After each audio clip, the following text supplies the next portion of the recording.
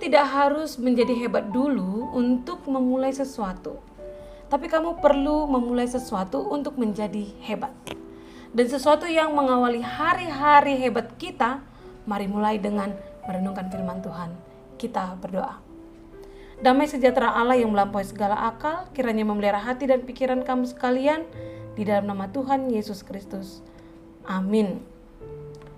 Jemaat yang terkasih, dalam nama Tuhan Yesus Kristus, renungan harian HKBP Resort Sutoyo, Jumat 3 September 2021 tertulis di Yesaya 8 ayat 17. Demikian dikatakan.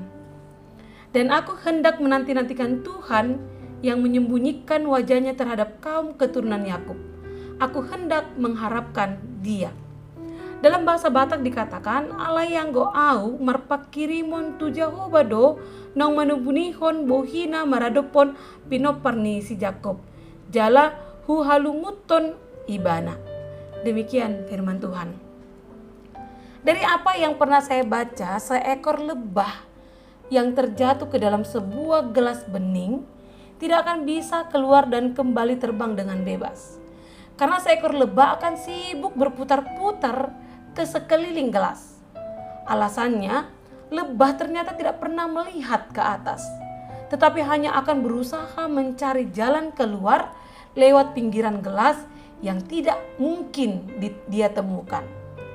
Akibat ketidaksadaran lebah untuk melihat jalan keluar di atas, lebah itu akan menemui ajalnya. Demikian pula yang terjadi dalam teks renungan hari ini yang mengkisahkan tentang Raja Ahaz yang akan berperang dengan bangsa Aram atau Suriah. Menghadapi kesulitannya, ia mencari sekutu untuk berhadapan dengan musuhnya, sehingga dia menjadikan bangsa Asyur menjadi tempatnya bernaung dan mencari pertolongan.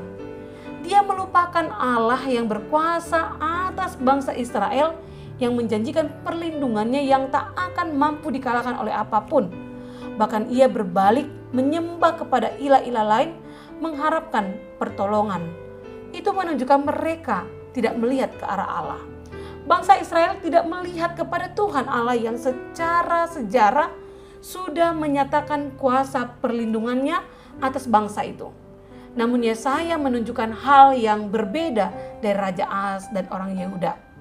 Menurut Yesaya, Tuhan bisa menjadi batu perlindungannya, dan Tuhan juga dapat menjadi batu sandungan yang dapat membuat orang yang tidak mengandalkan Dia terjatuh.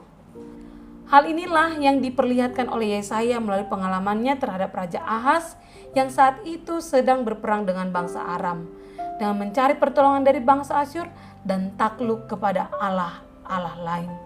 Dikarenakan perbuatan Raja Ahaz dan orang Yehuda, Allah menunjukkan murkanya sebagai tanda memalingkan, menyembunyikan wajahnya dari bangsa Israel dengan menghadirkan kemelaratan, kelaparan, hidup dalam kesesakan dan kegelapan. Namun Yesaya masih tetap setia menantikan pertolongan Tuhan dan selalu berharap meskipun dia turut menderita akibat perbuatan bangsa Yehuda. Dalam berbagai bentuk, hal seperti itu juga dilakukan oleh banyak orang. Untuk mengatasi kesulitannya, tak jarang ada orang yang meminta pertolongan pada arwah-arwah, roh-roh peramal, atau relasi-relasi sebagai caranya untuk mencari pertolongan satu-satunya dalam hidupnya. Pada umumnya manusia berusaha menghindari kesukaran.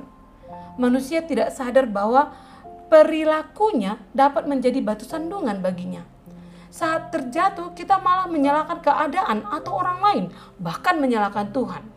Di lain sisi, mudah sekali bagi kita untuk menyembah Tuhan saat segala sesuatunya berjalan dengan baik. Seperti waktu kita masih punya persediaan makanan yang berlimpah, punya teman, keluarga, sehat secara jasmani, dan bahagia, dan lain sebagainya.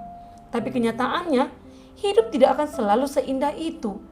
Akan ada masa-masa yang tidak menyenangkan. Dalam keadaan itu, apakah kita masih bisa memuji Tuhan?